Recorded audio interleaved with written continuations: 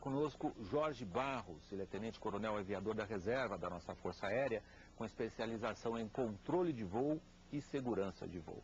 Nossos países avançados tiveram acidentes dessa gravidade em tão pouco tempo. Podemos ainda dizer que o nosso espaço aéreo é tão seguro quanto antes, Jorge? Podemos sim, mesmo porque espaços aéreos de outros países grandes como nós, como por exemplo os Estados Unidos, eventualmente também sofrem com problemas de colisões aéreas, né? O espaço aéreo europeu recentemente teve um triste episódio na Suíça, onde 2 aviões colidiram alguns poucos anos atrás, também vitimando uma série de pessoas. Na verdade, a nossa percepção no Brasil é no momento que a gente olha a nossa nação. Comparando a nossa nação com as demais nações do país, nós vamos ver que estaríamos sempre entre o 2º, 3º e 4º lugar, considerando que o 1º lugar costuma ser frequentemente os Estados Unidos, tanto em volume de tráfego, quanto em episódios que possam marcar a qualidade da prestação de serviços. Cláudio, você fica isso do ponto de vista técnico, se são acidentes ou incidentes ou ocorrências, mas enfim, a gente fica sabendo de um monte de, digamos, situações parecidas, e uma delas acabou com 200 mortos. Então, os números absolutos, né? Nós dizemos assim, nos últimos 10 anos nós vimos 5 acidentes. Porém, os números relativos dão uma outra visão desse panorama.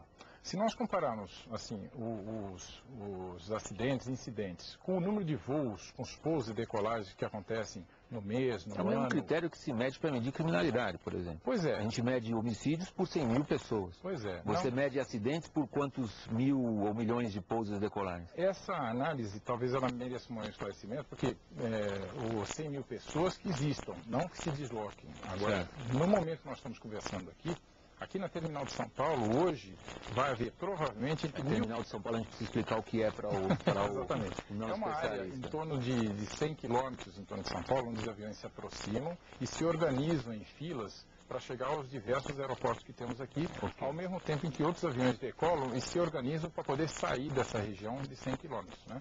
Então, hoje, provavelmente o movimento aqui nessa terminal vai ser entre 1.400 a 1.800 aviões que chegam, que saem todo dia. Esse número é por dia, por 24 horas? Por dia, por cada 24 horas. Enquanto a gente está dormindo em casa, na verdade os aviões continuam pousando em Guarulhos, chegando do exterior, saindo, etc. Se nós formos comparar também os números de acidentes e incidentes com outros, como por exemplo, o número de aeródromos que nós temos, que é em torno de 2.000 aeródromos para 5.000 municípios que o Brasil tem, em torno de 5.500. Nós vamos ter aí 2 cidades para cada aeródromo. Desses 2.000, apenas 57 deles são administrados pela Infraero. E desses 57, nós preponderantemente prestamos atenção em 4. Galeão, Santos Dumont, Congonhas e Guarulhos. Então, mas é o que importa, não é? Em termos de movimento, talvez não. Porque o restante do Brasil, os demais aeroportos do Brasil, tem muitos movimentos também. O tempo todo, aviões grandes, médios, pequenos, helicópteros, planadores, ultraleves, estão voando permanentemente pelo Brasil. Por quê? Porque a característica brasileira de imensidão de território, boa parte dele difícil acesso por estrada, quer dizer, o veículo aéreo é uma questão imprescindível, não só de integração nacional, como agilidade, rapidez, produtividade... Mas, para o tamanho do nosso país, nós temos pouquíssimos aviões. Eu acho que temos 15 mil aviões registrados para um país desse tamanho. Está certo o número? O número está certo, o número é aproximadamente como você. Então, nós falamos da desorganização do setor, mas poderíamos bem lembrar a organização do setor, né? No Brasil, como a maior parte dos países do mundo, existem vários modais de transporte, né? O fluvial, o marítimo, o ferroviário e o rodoviário, além do aéreo. Porém, no Brasil, o setor aéreo é o único setor que tem um sistema de investigação e prevenção de acidentes específico para o seu modal, cuja função, a finalidade é exatamente pesquisar o que é que está acontecendo, levantar informações sobre os vários fatores contribuintes que são permanentemente presentes em cada um dos acidentes e disparar ações de prevenção para evitar que outros acidentes aconteçam. Nós não conhecemos essa reprodução desse modelo no transporte rodoviário, por exemplo. Cada vez que tomba um ônibus ou descarrilha um trem ou afunda um navio, Não há comissões que vão analisar vão fazer investigações e levantem informações dos porquês dessas coisas. Por isso o CENIPA, por exemplo. Como o CENIPA na aviação. Não há um CENIPA para a Marinha, não há um CENIPA para a rodovia, não há um CENIPA para a ferrovia, transporte fluvial. E por isso os números ridiculamente altos de acidentes que nós temos. O número de vítimas. Porque é o seguinte, a partir do que temos é a ponto de partida para onde queremos chegar. Quer dizer, vamos lá então. O que temos hoje? Temos um sistema que funciona, que analisa esses acidentes e que levanta informações. Nós temos um manancial de informações à disposição da sociedade. Se a sociedade quiser entender melhor os porquês desses acidentes, essa biblioteca está disponível.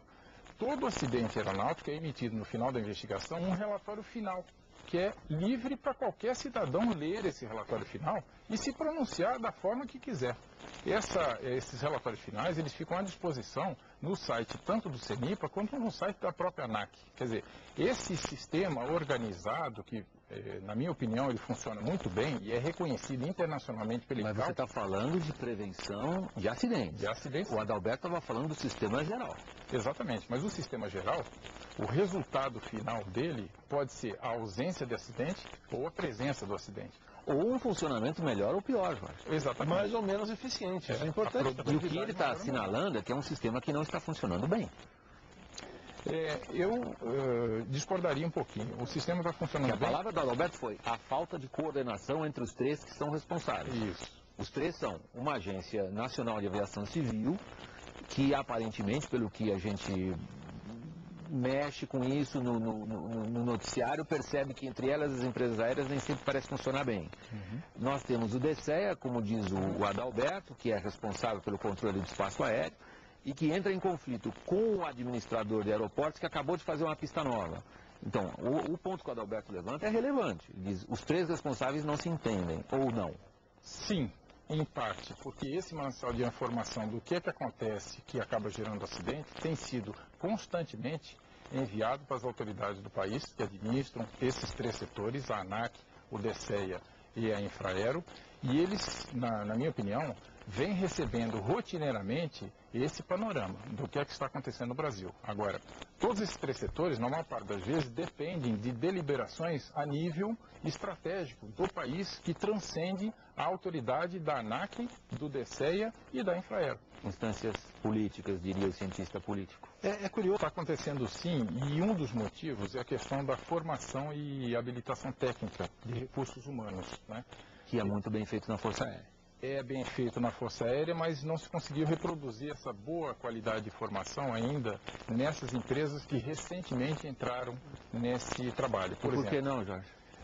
A Infraero, normalmente ela aceita o funcionário sem ainda nenhuma formação específica, nenhuma formação técnica. E depois de admitido, é que ele vai receber treinamento e formação técnica. Um exemplo, por exemplo, é o controlador de tráfego aéreo da Infraero. Depois de admitido, ele ainda não fez a opção em ser ou não ser controlador. Sinceramente, eu não consegui entender. Não é o que você disse, não. Eu entendi direitinho. Eu não consegui entender esse método. Esse método, assim, a Infraero primeiro contrata o funcionário para depois dar treinamento específico para ele, porque no mercado não existe essa demanda. Mas como é que ela contrata um controlador de voo que ainda não é controlador de voo? Não, ela contrata um funcionário genérico.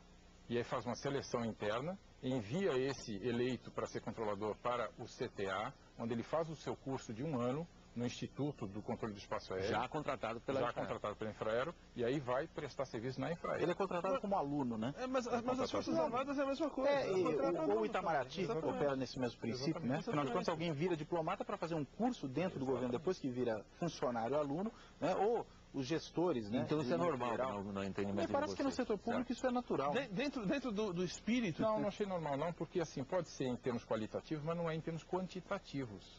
A capacidade que a Infraero tem de formar quantidade de funcionários, tanto quanto a ANAC, a capacidade que ela tem de formar o pessoal ou selecionar no mercado, nós não temos disponível no mercado uma série de habilitações técnicas que são extremamente específicas para o setor aeronáutico. Controlador, por exemplo. Controlador, mecânicos de manutenção aeronáutica, inspetores de manutenção, são temas muito técnicos que precisariam haver digamos, uma formação quantitativa maior também.